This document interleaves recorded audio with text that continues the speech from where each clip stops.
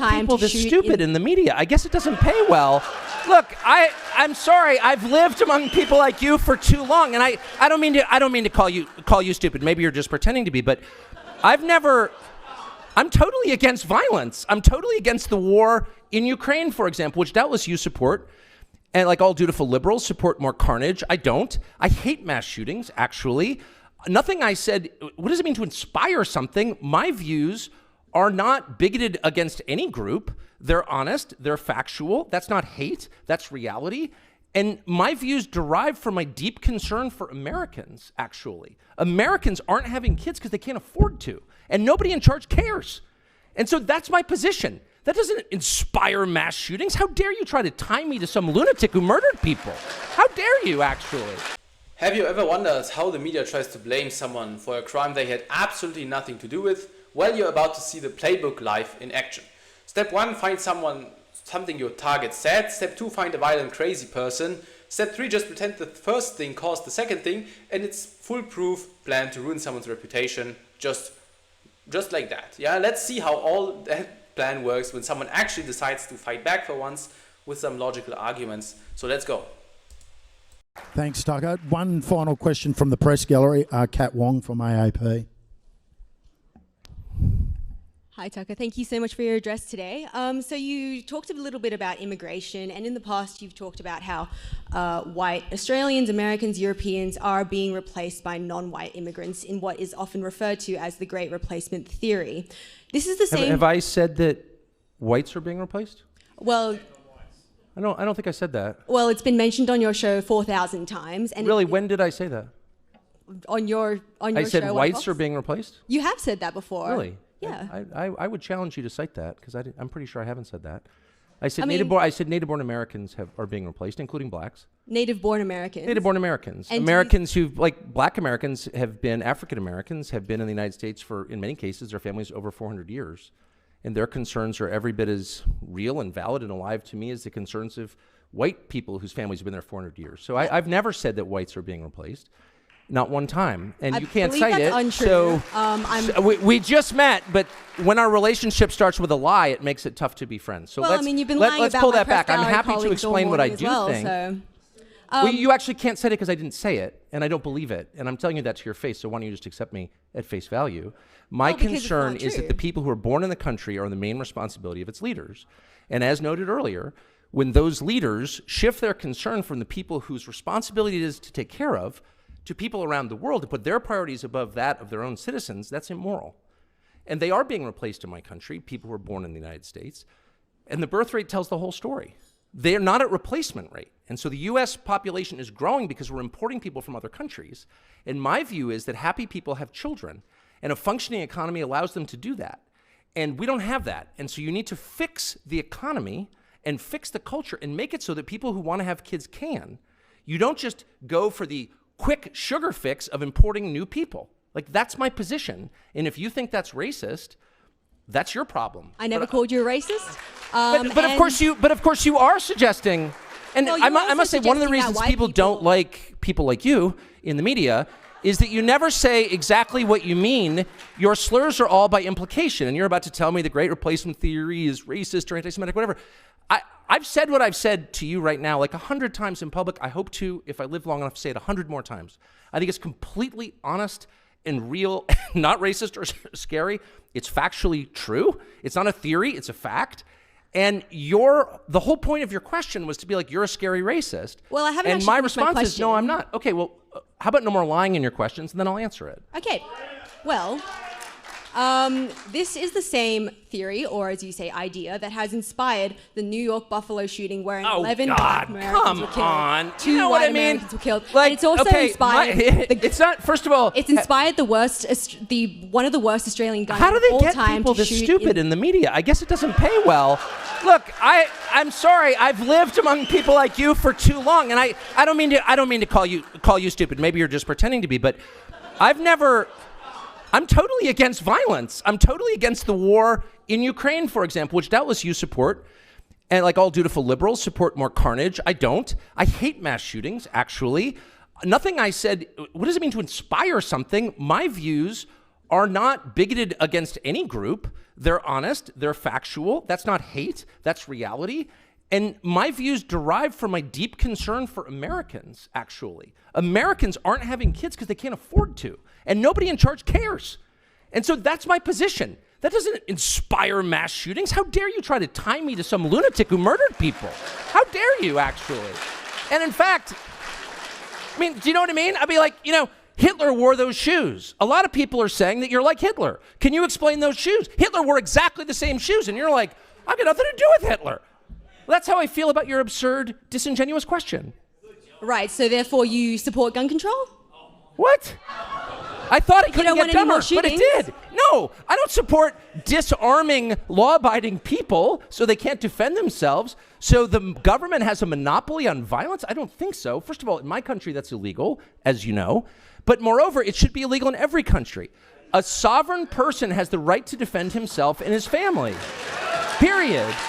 And that said, I'm totally opposed to harming anyone. Have you been calling? Are you concerned about the war in Ukraine and the countless innocents being murdered there every single day? I doubt you are. Probably Putin bad. I am. I'm a Christian. I hate violence. I hate mass shootings. I have guns at home, and often on my person when I'm in the United States, I'm proud to say, because I want to defend myself and those I love against violence. That's the point. I'm not perpetrating crimes. I'm not shooting strangers. I'm defending what I love. And if you're against that, I guess I would ask why. Why would you be against that? Well, so you don't think you harbor any kind of responsibility for these hate crimes? I'm sorry. I'm trying to be charitable. I was like, maybe you're just pretending to be dumb. Now I don't think it's an act. Tucker, thank you for taking those questions. I'm sure you enjoyed some Actually, I questions from the loved it. press. I just feel sorry. I mean, because I got here and the country's so unbelievably beautiful and the people are so cheerful and funny and cool and smart. I'm like, your media's got to be better than ours. It can't just be a bunch of castrated robots reading questions from the boss. And then it turns out it's exactly the same, maybe even a tiny bit dumb.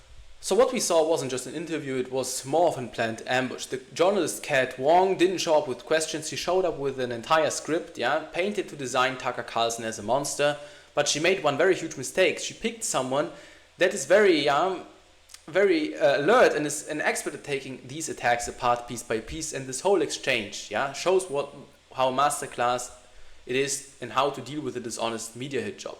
It all started with the very first claim. She looked Tucker in the eyes and accused him of saying that white Australians, Americans, Europeans are being replaced. This was the lie her entire attack was built on, and which started with, and Tucker didn't even let it slide for a second. He immediately stopped her, which is the right thing to do, and said, "Have I ever said that?" He put the burden of proof right back on her, and this is lesson number 1. Never accept false premise. If someone starts to question with a lie, you need to stop them right there and counter push. And of course she couldn't prove her claim, so she used a very classic media trick. She said, well, it was said on your show. It's not common journalistic practice if you just say something like this. You should be able to provide a somewhat more concrete show or date where this was said on, and Tucker didn't let that slide either, of course, the man he is. He then calmly explained his actual position, and the difference is very huge. He said his concern is for native-born Americans, people born in the country, including black Americans whose families have been there for centuries. His argument isn't about race, it's about government's duty to its own citizens, simply. He believes leaders should focus on fixing the economy and culture so their own people can afford to have families again, instead of just importing new people to cover up the problems they have.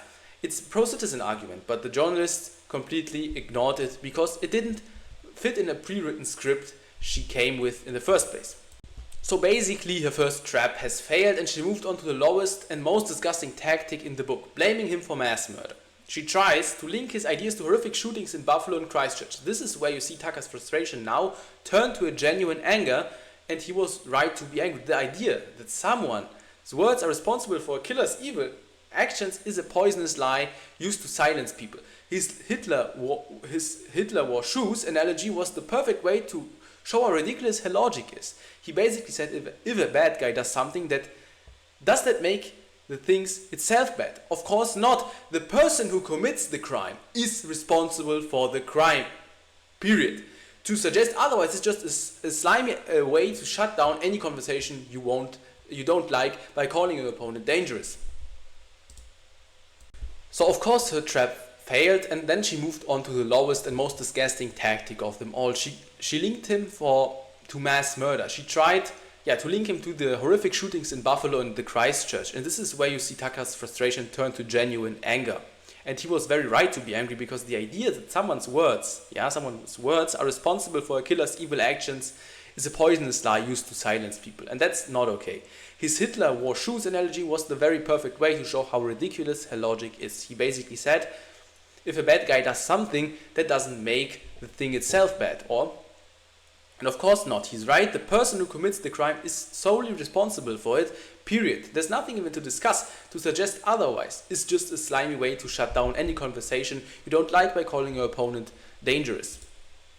And then I must admit, Tucker just brilliantly turned tables on her. He pointed out that he's one of the very loudest voices against the war in Ukraine that has killed countless of innocent people, while many in the media industry who attack him cheer for more war and more violence. So who's really promoting violence here if you actually look at the facts? And he also completely reframed the gun debate. She wanted to paint him as someone who supports violence, but he explained that he owns a gun for the exact opposite reason, namely to defend his family from violence that comes from other people. The final moment that exposed the whole thing as a sham was the very last question. After he just spent several minutes of explaining his opposition to violence and his belief in self-defense, she asked, so therefore you support gun control? The question made zero sense. It proved she wasn't listening at all to what he said. She was just reading her next gotcha question from a script she came in prepared with from the beginning, and it was just like playing a computer game and just clicking the next dialogue option. No matter what happened on screen, his response, I thought it couldn't get dumber, but it did, and the perfect summary for the entire ridiculous exchange is this very last sentence. I mean, ridiculous.